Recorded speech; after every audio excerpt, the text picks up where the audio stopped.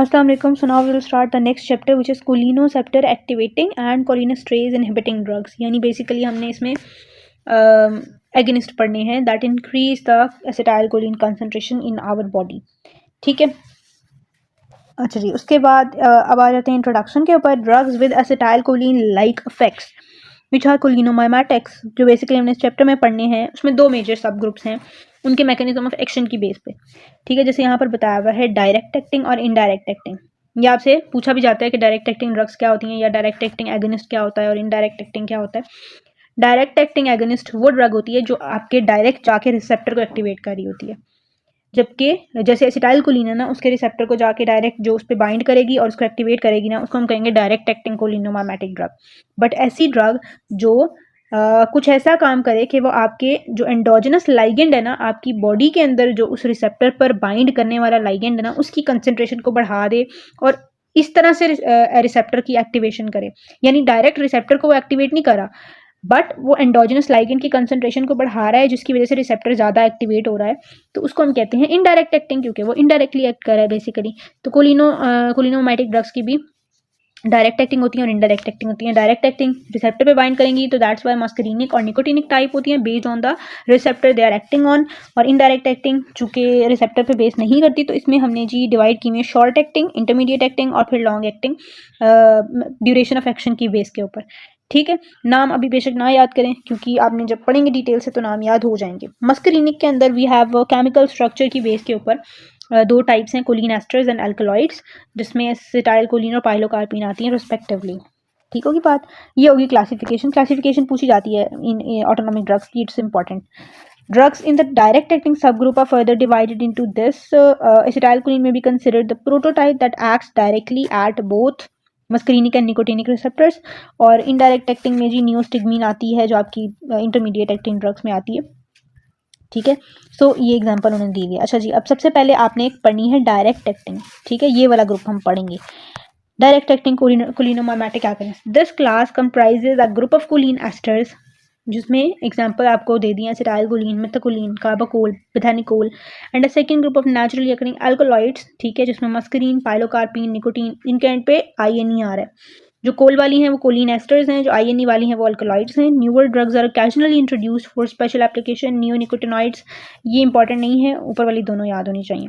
The members differ in their spectrum of action. ठीक है, मस्करीनिक versus nicotinic stimulation, यानी इन drugs में से कुछ ड्रग्स हैं जो सिर्फ मस्करीनिक पर एक्ट कर रही हैं, कुछ ड्रग्स जो हैं वो दोनों रिसेप्टर्स पर एक्ट कर रही हैं, मस्करीनिक पर भी निकोटिनिक पर भी. तो we will see classification. Muscarinic agonist are parasympathomimetic, यानी कि उनके पैरासिम्पैथेटिक एक्शन होंगे. That is they mimic the action of parasympathetic nervous stimulation in addition to other effects as well. 5 subgroups of muscarinic receptors have been identified, but हमने 3 ही पढ़े थे तो उन्हीं पर एक्ट करने वाली हम ड्रग्स यूज करते हैं. ठीक है, ये एग्जाम्पल, ये डेफिनेशन दी हुई हैं. इन डेफिनेशंस में से आपको कोलिनर्जिक क्राइसिस की डेफिनेशन आनी चाहिए. ठीक है, और उसके अलावा इनमें से ऑर्गेनोफॉस्फेट एजिंग की डेफिनेशन. अभी हम आगे ये टर्म्स पढ़ेंगे बट डेफिनेशन आपने उसकी यहाँ से कर लेनी है. ठीक है, अच्छा जी, उसके बाद यहाँ पर इन्होंने इन ड्रग्स के डायरेक्ट एक्टिंग और इनडायरेक्ट की एग्जांपल दी है और आगे लिखा हुआ है वो कौन कौन से रिसेप्टर्स के ऊपर एक्ट कर रही हैं. ये both, B for both, M for muscarinic और N फॉर निकोटिनिक. ठीक होगी बात. अच्छा जी, उसके बाद जी ये बताया हुआ है कि मस्करीनिक रिसेप्टर्स की क्या क्या टाइप्स होती हैं. आपने 3 बेसिकली करनी है और क्या उनका जी प्रोटीन कौन सा होता है, मैकेनिज्म कौन सा होता है, ये हम लास्ट लेक्चर में डिस्कस कर चुके हैं. स्किल कीपर्स लाजमी करने हैं, आई हैव टोल्ड यू. अच्छा जी, उसके बाद है जी मॉलिक्यूलर मैकेनिज्म क्या है मस्करीनिक एगनिस्ट का. मस्करीनिक रिसेप्टर्स, अब हम मस्करीनिक की पर्टिकुलरली बात कर रहे हैं जो सिर्फ मस्करीनिक पे एक्ट करेंगी ना, उन ड्रग्स की. Muscarinic receptors are G protein couple that we have already discussed. GQ linked होते हैं. GQ प्रोटीन कपलिंग ऑफ, अच्छा, इसमें से जो M1 और M3 हैं वो GQ लिंक्ड हैं जो फॉस्फोलाइपेज C को एक्टिवेट करेंगे, फिर IP3 और DAG बनेगा. ठीक है, जो DAG है वो प्रोटीन काइनेज C को एक्टिवेट करता है which is an important enzyme in secretion, जबकि जो IP3 है वो आपके इंट्रासेलुलर स्टोरेज साइड से कैल्शियम को रिलीज कराता है. जब वो कैल्शियम ब्लड में आएगा, स्मूथ मसल्स में जाएगा और स्मूथ मसल्स में कॉन्ट्रेक्शन कॉज कराएगा. सो जो मस्करीनिक के कॉन्ट्रैक्शन वाले फंक्शन है ना वो सारे ये IP3 करा रहा होता है.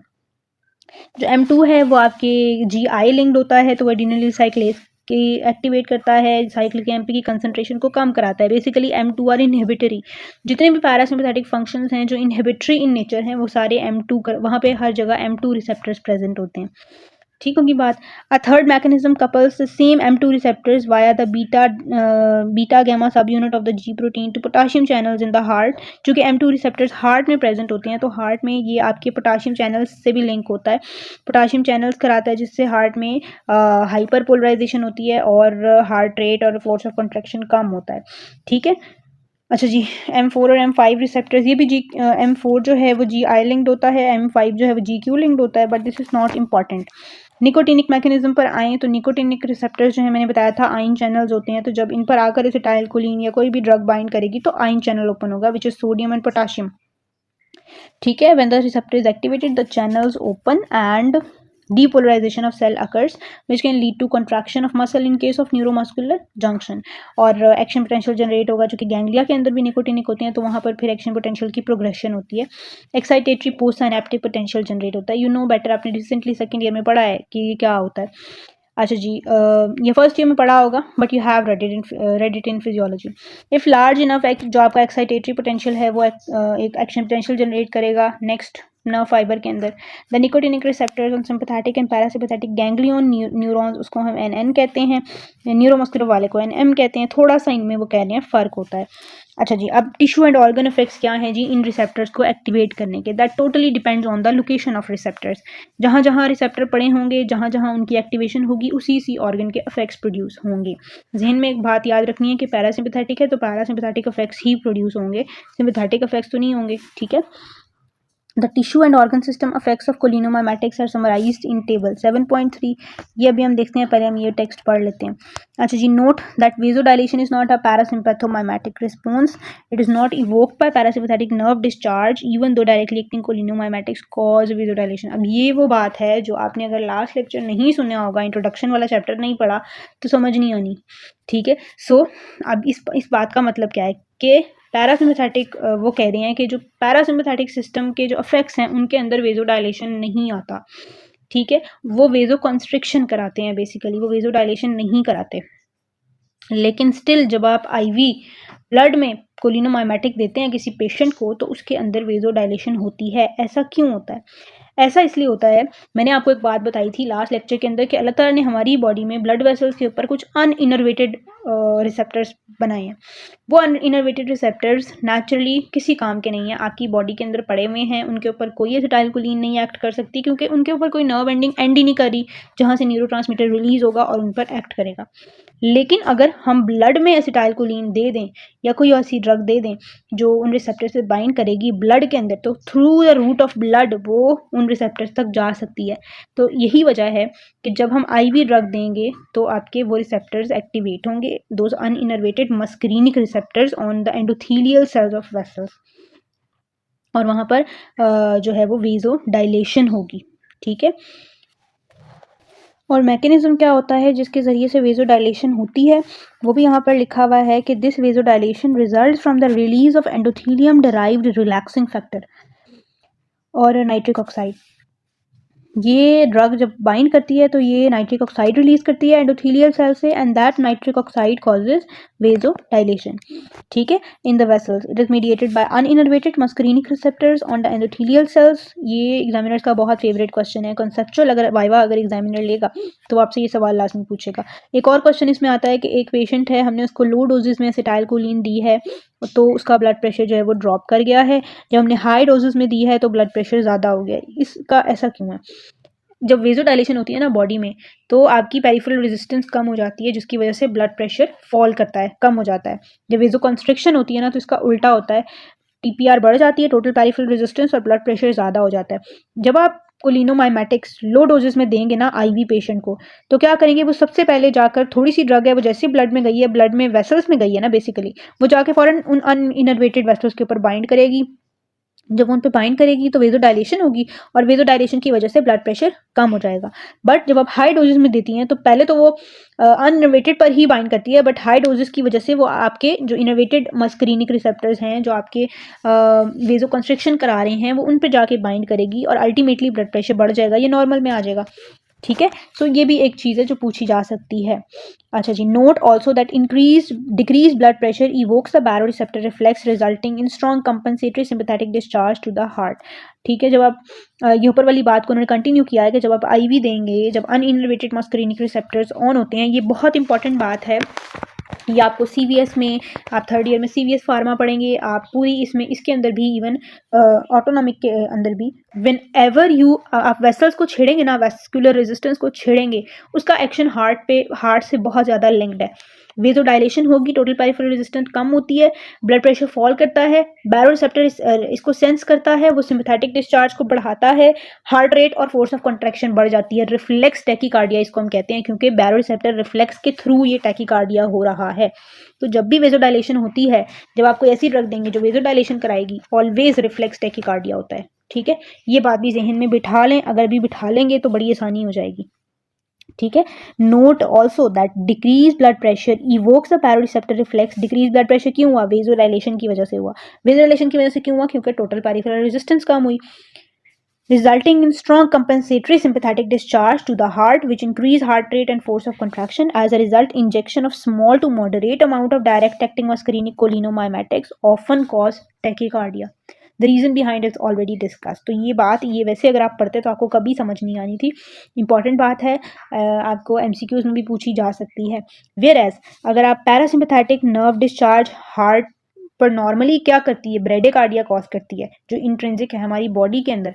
लेकिन जब आप बाहर से पैरासिम्पैथिक इफेक्ट्स वाली ड्रग दे रहे हैं, और स्मॉल टू मॉडरेट अमाउंट में पर्टिकुलरली, तो वो जाकर आपके अनइनर्वेटेड रिसेप्टर्स को एक्टिवेट करेगी, वेजोडाइलेशन कराएगी, रिफ्लेक्स टैकीकार्डिया कराएगी, which is not normally occurring in your body. Another effect seen with cholinomimetic drugs but not with parasympathetic nerve stimulation in our body but is seen with the drugs is thermoregulatory sweating, that is a sympathetic cholinergic effect. कि असल में जब आपने normally आपकी body के अंदर, मैंने बताया था ना, सिंपैथेटिक नर्वस सिस्टम में हर जगह नॉरएपिनेफ्रिन रिलीज हो रही है, एक्सेप्ट स्वेट ग्लैंड्स, वहाँ पर एसिटाइलकोलिन रिलीज होती है और कोलिनर्जिक रिसेप्टर पड़े होते हैं। लेकिन है वो सिंपैथेटिक का पार्ट, यानी कि जब सिंपैथेटिक नर्वस सिस्टम ऑन होगा उसको तब होना चाहिए, बट चूंकि उसमें कोलिनर्जिक वहाँ पर रिसेप्टर है, तो जब आप बाहर से कोई कोलिनर्जिक ड्रग देते हैं, कोलिनोमाइमेटिक देते हैं, पैरासिम्पैथेटिक ड्रग देते हैं, तो वो जाकर उनको भी एक्टिवेट करती है, जिसकी वजह से स्वेटिंग होती है ऐसे पेशेंट के अंदर. So this is also another important thing. तो सवाल आ सकता है कि नॉर्मली सिंपैथेटिक फंक्शन है पैरा स्वेटिंग, बट जब आप ड्रग्स देते हैं तो क्यों स्वेटिंग होती है? मैकेनिज्म क्या है उसके पीछे? तो ये मैकेनिज्म है. ठीक हो क्या? These are eccrine glands, sweat glands. ये बहुत इंपॉर्टेंट बातें थी जो हमने अभी अभी की. The tissue and organ level effects of nicotinic ganglionic stimulation depend on the autonomic innovation of the organ involve. इस बात का मतलब ये है कि अगर आप गैंग्लियन के लेवल पर चूंकि निकोटिनिक रिसेप्टर्स होते हैं उनको एक्टिवेट करेंगे, तो टिश्यू और ऑर्गन के लेवल पर वो इफेक्ट्स आएंगे जो उस गैंग्लियन से फाइबर निकल रहा है ना, वो उस पर डिपेंड करता है कि वो पैरासिम्पैथेटिक है या सिंपैथेटिक है. क्योंकि गैंग्लियन पे तो निकोटिनिक रिसेप्टर्स ही होते हैं ना, चाहे वो सिंपैथेटिक गैंग्लियन है या पैरासिम्पैथेटिक गैंग्लियन है. तो निकोटिनिक एक्टिवेशन से दोनों तरह के इफेक्ट्स आ सकते हैं.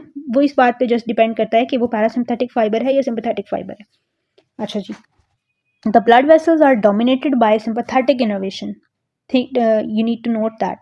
Therefore, nicotinic receptor activation results in vasoconstriction mediated by sympathetic postganglionic noradrenergic nerve discharge. इसका मतलब ये है कि वो कह रहे हैं, लेट्स सपोज ये मैं गैंग्लिया ड्रॉ करती हूँ, ये जी लेट्स सपोज ये ब्रेन और स्पाइनल कॉर्ड है, ये मेरे पास गैंग्लिया पड़ा हुआ है पास. अब वो कह रहे हैं कि गैंग्लिया से ना मोस्ट ऑफ द फाइबर्स, क्योंकि आपका जो सिंपैथेटिक है ना वो थोरैकोलम्बर है ना, ज़्यादातर स्पाइनल कॉर्ड से निकल रहा है, पूरा ही बल्कि स्पाइनल कॉर्ड से निकल रहा है, जबकि पैरासिम्पैथेटिक क्रेनियोसैक्रल है, सिर्फ थोड़ा सा पोर्शन है जो सैक्रम से निकल रहा है, बाकी सारा क्रेनियम से निकल रहा है. क्रेनियम वाले ने इस गैंग्लिया से नहीं गुजरना, इस गैंग्लिया से उसने नहीं गुजरना. सो सिंपैथेटिक वाले ज़्यादा हैं फाइबर्स जो गैंग्लिया से गुजरेंगे. इसका मतलब है कि जब आप निकोटिनिक रिसेप्टर्स को एक्टिवेट करेंगे तो ज़्यादा इफेक्ट किसका आएगा? सिंपैथेटिक का आएगा, क्योंकि पैरासिम्पैथेटिक के तो बड़े थोड़े से फाइबर हैं. तो दैट्स वाई आपकी जो है वो ये बात उन्होंने ये कही है कि व्हेन यू ब्लड वेसल्स के ऊपर ज़्यादातर सिंपैथेटिक इनर्वेशन है, तो जब आपने निकोटिनिक सिस्टम को एक्टिवेट किया, पहली बार सिंपैथेटिक ज़्यादा एक्टिवेट होगा क्योंकि वो ज़्यादा है, और सिंपैथेटिक में भी ज़्यादा उसका इफेक्ट ब्लड वेसल्स के ऊपर होता है. तो दैट्स वाई ब्लड वेसल्स के अंदर वेजो कंस्ट्रिक्शन होगी, because sympathetic system causes vasoconstriction. ठीक है, अच्छा जी, उसके बाद है जी the gut is dominated by parasympathetic control. तो जब आप निकोटिनिक ड्रग्स यूज़ करेंगे तो they increase motility and secretion. Gut के ऊपर ना सिम्पैथेटिक इनर्वेशन है ही नहीं, बहुत कम है, पैरासिम्पैथेटिक ही है सिर्फ। तो दैट्स वाई जब आप निकोटिनिक रिसेप्टर्स को छेड़ेंगे तो आपके सिम्पैथेटिक इफेक्ट्स तो गट पे हैं ही नहीं, तो पैरासिम्पैथेटिक ही ऑन होंगे। तो पैरासिम्पैथेटिक के नतीजे में क्या होता है, पैरासिम्पैथेटिक सिस्टम जब एक्टिवेट होता है, रेस्ट एंड डाइजेस्ट, यानी डाइजेस्टिव सिस्टम एक्टिवेट हो गया, मोटिलिटी बढ़ जाएगी, सिक्रीशन बढ़ जाएगी पूरे जीआईटी ट्रैक की, ठीक है, due to increased post ganglionic cholinergic neuron discharge. Alright, nicotinic neuromuscular end plate activation by direct acting drugs results in fasciculation and spasm of the muscles involved। अब nicotinic receptors हमने पढ़ लिए ganglia में उनके effects. तो nicotinic receptors आपके neuromuscular junction भी पर भी तो प्रेजेंट है ना। तो जब ये वहाँ पर एक्टिवेट होंगे तो वहाँ पर रिसेप्टर एक्टिवेशन से क्या होता है, आयन चैनल ओपन हो जाता है। आयन चैनल ओपन होगा, सोडियम अंदर जाएगा, डीपोलराइजेशन होगी, मसल कॉन्ट्रैक्शन होगी, और अनवांटेड मसल कॉन्ट्रैक्शन हो रही है, होती रहेगी, उसको हम फैसिकुलेशन कहते हैं। और इवन बहुत ज़्यादा कॉन्ट्रैक्शन होगी तो मसल स्पैज्म की तरफ चला जाएगा, ठीक है। और इससे भी ज़्यादा अगर होगी तो लास्ट स्टेज फिर स्पास्टिक पैरालिसिस में चला जाएगा, which is an important hazard of exposure to nicotine containing and organophosphate insecticides। तो निकोटीन के इफेक्ट्स अभी हमने बहुत सारे पढ़ लिए कि ये वेजोकंस्ट्रिक्शन कराता है, चूँकि ये सिम्पैथेटिक होता है ज़्यादा, उसको एक्टिवेट करता है। गट पर चूँकि पैरासिम्पैथेटिक होता है तो वहाँ पर जो है मोटिलिटी और सिक्रीशन को बढ़ाता है, और मसल्स के अंदर जी पैरालिसिस कॉज कर सकता है, ठीक है। ये इतनी इंपॉर्टेंट बात नहीं, ये 3 बातें अगर आपको याद है, इनकी रीजनिंग याद हो तो कॉन्सेप्ट के लिए वो चीज़ इंपॉर्टेंट है, एक दूसरे से लिंक करने के लिए चीज़ों को। बट जो है ऐसा ही एग्जाम के अंदर ही सवाल के तौर पे निकोटीन के इफेक्ट्स जो है वो इतने नहीं पूछे जाते। अच्छा जी, क्लिनिकल यूजेस क्या हैं।